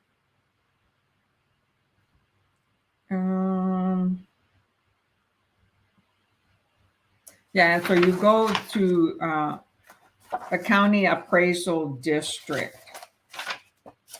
Gosh, I don't think I have one that I can quickly show you so that you can see what I'm talking about. When it says it's got a designation of homestead, it'll be an HS. And let me see if this has it.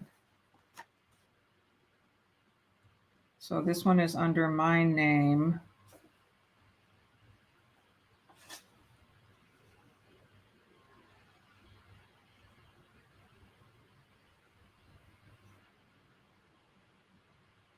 Okay, so here is where it applied the exemption. So in Texas and in my county,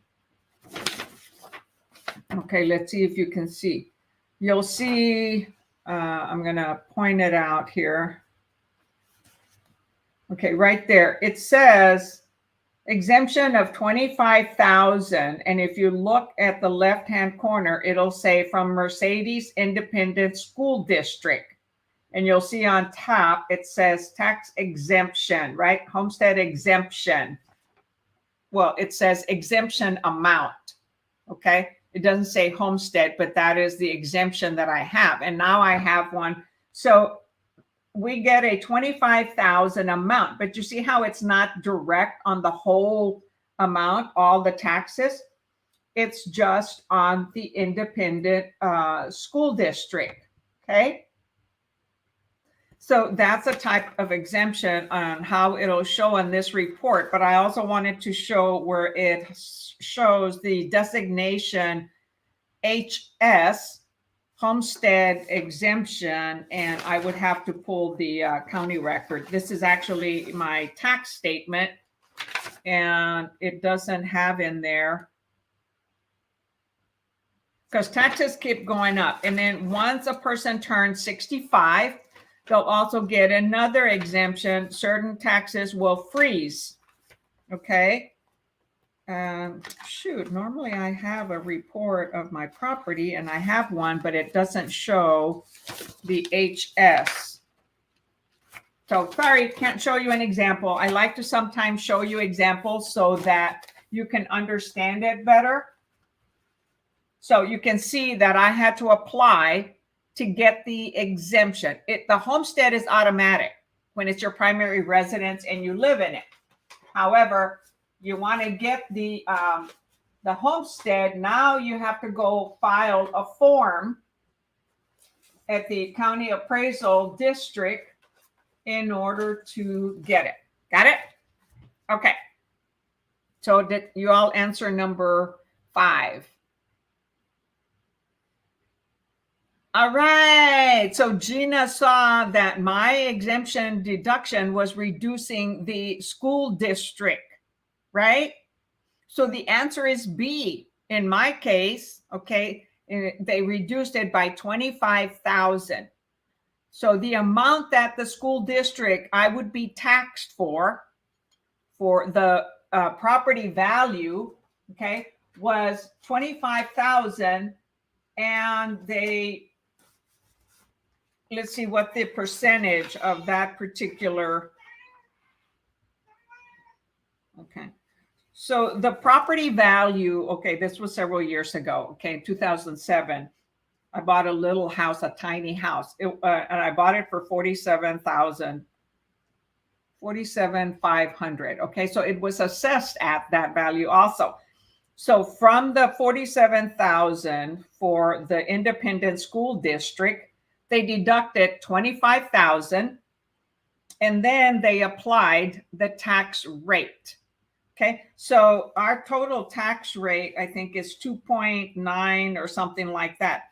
When you total all the different tax rates for appraisal district, the drainage district, EMS, emergency district, Hidalgo County, South Texas College, road district, Mercedes Independent School District, South Texas School. So the school district typically has the highest percentage. So the factor is 1.38. So from the 47,000, they deducted 25,000, okay, left 22,000, and that they multiplied by 1.38, okay, and got $312. Okay, so you divide the value by 100 to see how many thousands you get, and then you multiply by the tax rate. So each of those categories that I just mentioned, the taxing unit, there were 1, 2, 3, 4, 5, 6, 7, 8 taxing unit. Each one has a different tax rate for that year. Some of them have, appraisal district had 0. The drainage district had 0.0951, okay? And then others have 0.049, South Texas School. It's not the main school district, right? And then for road district, I had 0, so I didn't have to pay any on there. So the highest tax rate is actually the school district and the Hidalgo County. Okay, and so that's not the city. I live in the county. I don't live in the city back in South Texas. So I wasn't paying any city taxes. However, I paid county. All right, you all got it? Very good. So the answer was B, right? 15,000 from the school district. That's what they will deduct it from.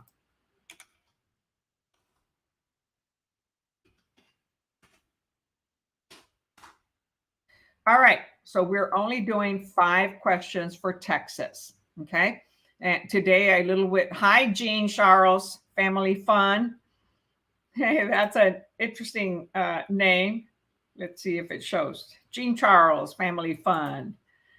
So it was 16.5, 15,000 exempt. So they exempt it from the school districts. The school districts has the highest tax rate of the different units that we are taxed on. Since my little house, a tiny house, is in the county, it did not include city taxes. Okay, oh, there goes my unwind alarm, my 8 o'clock unwind alarm, right? And so any questions, Texas or national? Actually, right now would be better Texas, but any questions, it doesn't have to be on the exam. It could be, what happens after I pass, or, how do I choose a sponsor, anything, okay? Because I am an active realtor, okay? And you see that? Realtor, 2 syllables, not relator. It doesn't have 3 syllables, relator. Has 2, realtor, okay? And so learn to pronounce it correctly, real and tor. So, you can ask me anything. This This is your time to ask any kind of general questions. Not necessarily about exams, okay, or exams, anything. Just remember to study every day, okay? Memorize, study, learn your vocabulary, however best you learn it. And study in short sessions, 20-minute sessions, 30-minute sessions. Take a little break. You'll remember what in the beginning and the end of every study session. Organize yourself and know what you're going to study and keep track of what you've studied and what you need to study.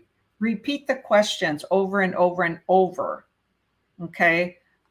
Like Mackenzie mentioned, okay? She repeated the prep course from Champion 4 times. That's 4 different weekends of 8 hours each day, in addition to studying every day. Focused on her prep book and the prep classes and YouTube videos. Okay, so let's say, let's see, how can I decrease my home tax? It's $18,000. Whoa, okay, you have a home. Okay, every year you receive a letter from the appraisal district that you can protest your taxes. Now, and you can do that every year. And basically what that requires is to get the comparables of your property with the neighborhood properties. And if you have not done any improvements to your home, however, around the neighborhood, there has been improvements, new homes or other neighbors that had improved their property. If you have like cracks on your foundation, you have cracks on your driveway, you have issues inside the house, you know, your bathroom, the kitchen, you know, cracked tile, you know, outdated stuff so you haven't updated it. Any updating of property could maintain the value or increase it according to the environment and what everybody else have done. Well, since they don't see the inside of your house, then you can request a protest appointment and take pictures of the inside of your house, get an evaluation or a comparable of your home. And sometimes you can ask a realtor, or once you're a realtor, you can do it yourself, get a comparable from our MLS, and then show pictures of that. You've got to show proof. There are individuals that go there and they just take pictures that they took around properties around them. They don't have any knowledge and they don't have comparables. I've had them call me and I'll do a little comp. And they'll take the pictures of their property. They'll show the neighborhood area, how ugly the neighboring property might be right next door or whatever it's done, any damage to theirs. And then the tax assessor that's there to evaluate it and meet the appointment with you will review that, and they'll review their own records. Okay, they have an awesome system like a CMA, but real advanced, where they can see all the properties around you, and they'll say, well, okay, yes, you're right. The property did increase in value because of the surrounding impact, and these what properties around you are valued. However, yes, you're right. Yours has a lot of improvements that it needs, so that depreciates the value. Okay, so that's how you can go and protest your property, Jean. Okay. Gina says, thank you for everything. You're very welcome. And actually, you know what, Gina? I'm Miss Lillie. I am single. I'm divorced. So you don't have to call me Mrs. Just call me Lillie. I see you Saturday morning. All right, thank you. And then take pictures and protest that. Yes. So Jean, there's Cindy. She maybe has done it. I used to help individuals here in San Antonio when I started here in Texas, so I could meet people. And I used to go and knock on doors and offer to do property tax protests. Okay. And you go to the appointment and you show your proof. And then if they don't agree with you, you can appeal it. And they'll have sometimes 3 individuals that are listening to your appeal to go show more property, more pictures. If for some reason the single person that you met with, assessor, didn't meet your satisfaction and they didn't adjust the price, they can adjust it right then and there. Boom. Okay. However, you have to wait until the particular time of year. It's usually towards the beginning of the year, May or something like that. And it could take weeks or months, and it'll show on your county tax record statement online on the county appraisal district. It'll show that you are on protest, okay, or being appealed or something like that. So even realtors can see that, but anyone in the public can see that type of thing. Okay, you all. So it's been fun again. Okay, look at my 1,000 numbers. Okay, have deflated. Looks more like a question mark, but those were 4 numbers, a 1 and 3 zeros, when I hit 1,000 subscribers on YouTube. And you know, they're one way that you can support me, and you don't pay me anything. However, if any of you need to purchase any prep books, there are several prep books that I recommend, okay, in the description of the YouTube video. When you click one of those, I'm in the Amazon affiliate program. I applied for it and I started earning a little bit of money. Anyone that clicks my link and purchases a book, or you purchase anything within 24 hours of clicking my link, Amazon will pay me a commission. So that's how you can support my channel. Okay, it's not going to cost you anything to help me. It's going to cost you just the cost of whatever you buy at Amazon by clicking on my Amazon link. So I would greatly appreciate that. Should you be buying something really soon, and even if it's not a book, okay? However, the books that I recommend them because they have review sections. One of them has vocabulary, and they explain the answers, okay, in detail. They don't just give you the letter answer. All right. And let's see, what else?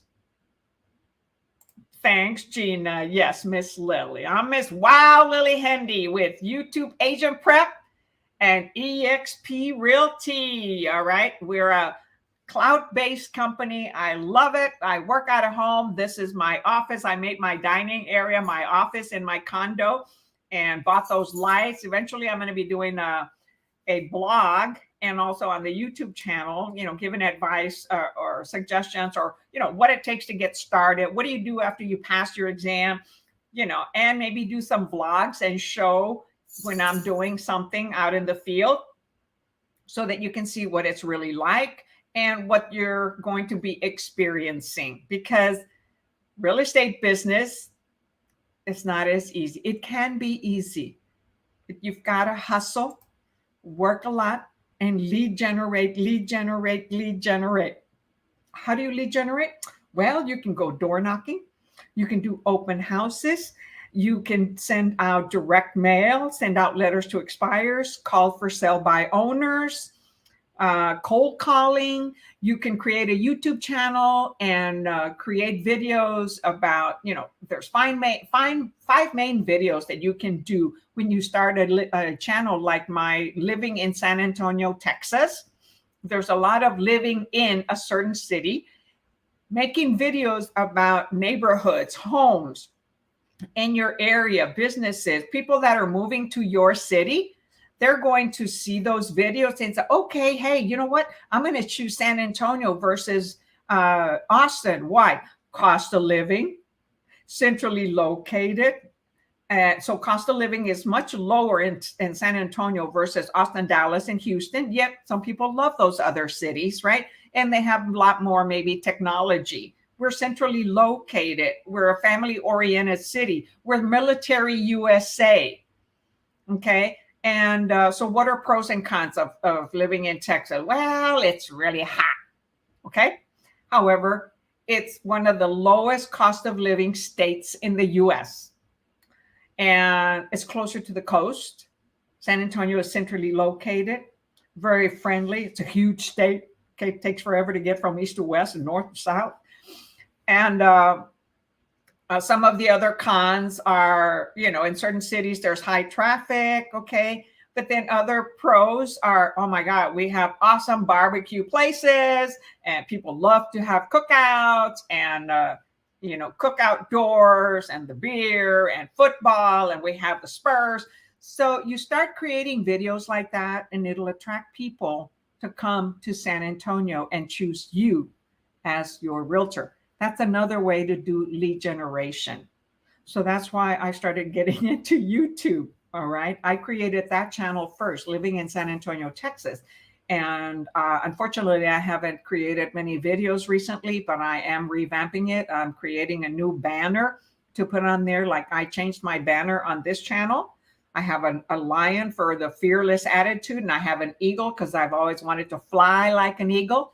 And the lion and the eagle are two main animals that are spoken about in the Bible. Okay, the lion is the king of the land, and the eagle is the king of the air, even though there are other types of birds in other countries that fly higher. So I put those in my YouTube channel. That's why they're there. They have a purpose, a meaning to me. Okay. And so I created this channel after I did that one. Okay. So I've been focusing on this channel because I used to tutor in person in an office at Keller Williams. And then during COVID, I moved to EXP because everything became, not everything, but most everything became virtual. And we were doing business and we couldn't go to the offices nor do live open houses. So we went to doing almost all our business virtual. EXP was already a virtual company. So it made sense moving to that. The cost of commission being paid was less expensive and didn't have to drive to the office. Yet I could interact with a lot of realtors nationwide and worldwide, get free education, free training, learn from real estate experts throughout the U.S. as to how they do business, interact with realtors in other countries, develop networks that I can refer business to, and they refer to me. And that's how we also make money, through referrals, referring clients back and forth. Okay. So when you're ready to start interviewing companies, hey, let's have a chat. Let's talk, set an appointment on my Calendly, and then send me a text and let me know that you did that. And we can chat about it. It may or may not be the solution for you. Okay. But we all move around a lot in real estate. I've been with several real estate companies and I never burned a bridge. They will all welcome me back should I ever want to move. However, right now I love EXP and the different ways that I can make money. Okay. So with that said, I love you all. Thanks for tonight. It was fun. Until next time, catch you later. And that is Saturday morning, 10 a.m. Central Standard Time. Good night.